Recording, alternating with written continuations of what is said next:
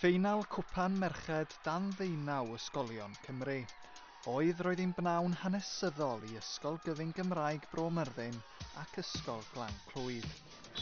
Ac gweitha'r glaw roedd y gefnogaeth gan y ddwy ysgol i'w glywed ar barc Pen-y-Daren, Merthyr. Cyrraedd y gêm derfynol yw'r uchafbwynt yn y fe. Mae'r cefnogwyr wedi cael dod am y diwrnod, felly mae'n achlysur yn dweud. Mae hwn wedi bod yn siwrne mwy na jyst blwyddyn yma. Mae wedi bod yn siwrne mowr i cael y merched i gael yr un cyfle ar bechgyn. Maen nhw wedi chwarae'n wych drwy'r holl dymor, hynod o falch. Gôl gynnar ar dechrau perffaith i Glan Clwyd. Ac i Bro Myrddin sgorio cic rydd, y tîm o'r gogledd oedd yn rheoli'r hanner cyntaf. 6 gôl i 1 ar yr hanner. Ar ôl chwarae da, mi darodd Bro Myrddin yn ôl yn yr ail hanner. Ond yr ymdrech arwrol i gadw yn y gêm, Glan Clwyd oedd yn fuddigol o 6 gôl i 2.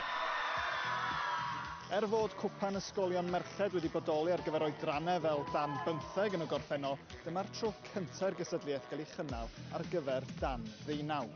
A gyda 30 o ysgolion yn cystadlu eleni, mae'r galw am gysadleuaeth o'r fath yn amlwg. Mae'n grêt jyst i fod mae fo'n onest, a chwarae Glan Clwyd, tîm anhygoel. Un o chreuwyr ni na cael allythyr yn y lle cyntaf i drio cael y cystadleuaeth yma. So, mae jyst yn brofiad gwych i fod yma yn y lle cyntaf. A ni deithio bydda 4 awr lawr, so dych ymlaen i fynd ar gwpan dolfa ni Ysgol Glan Clwyd i'r South.